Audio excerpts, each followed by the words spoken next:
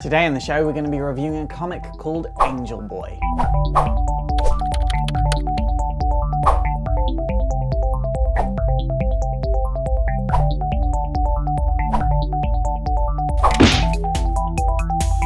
So the writer of Angelboy actually contacted me and has sponsored this video, but I am more than happy to do a sponsored video about this comic because it is brilliant. So this comic follows a boy named Cyrus who is killed for unknown reasons. Then one day he wakes up in a strange town and he realizes that he has angel wings, no one can hear him and no one can see him. He knows that he was killed and he goes around basically helping people with his ability of not being seen or heard. At one point, he actually ends up helping a cat who is being attacked by two grown men, and at another, he ends up going into someone's mind and defeating the demons from their mind.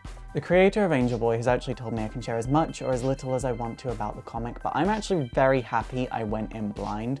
Like, sometimes a comic is more of a story, and other times a comic is more of an experience, and very rarely do we see the two of them merged. And when they are merged, it's just so good to go in blind, and this is kind of the situation that Angelboy is. So many of the scenes just pull you in so deep, you forget you're reading a comic, you just feel like you're watching a movie or going along with a story or an experience. In terms of how much of an experience this is, I would put it on the level of Sandman. Like, that's how good it is. The artwork has been called in manga style, but I wouldn't really agree with this. I would say how the scenes are set and how the atmosphere is set is definitely very much like manga, but how the characters are drawn is definitely just Western comics. This isn't a bad thing at all. I feel like it just makes the story seem even more unique, so honestly, it's just a thing that I don't agree with. I do have one complaint, and this really just comes down to my personal preference. Sometimes the scenes go on for a little bit too long, and I did feel myself reaching for the next page, but honestly I'm happy I didn't because they always paid off in the end. But again, I just like scenes to get to their punch a bit more, especially when a lot of the scenes are just pure silence that I'm just a bit like, okay, can we move on to a bit more talking now?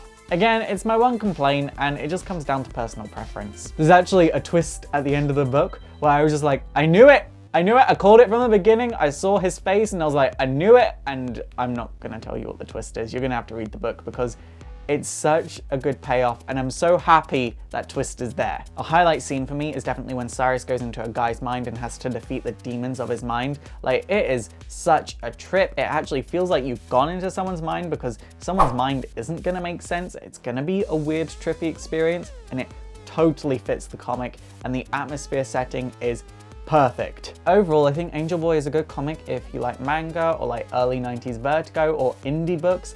Definitely check it out. Whereas if you just kind of like superhero stuff, it's probably not for you, but overall for my personal preferences, I give Angelboy 4 out of 5 wings. Naturally, I put links down below to where you can get Angelboy for yourself.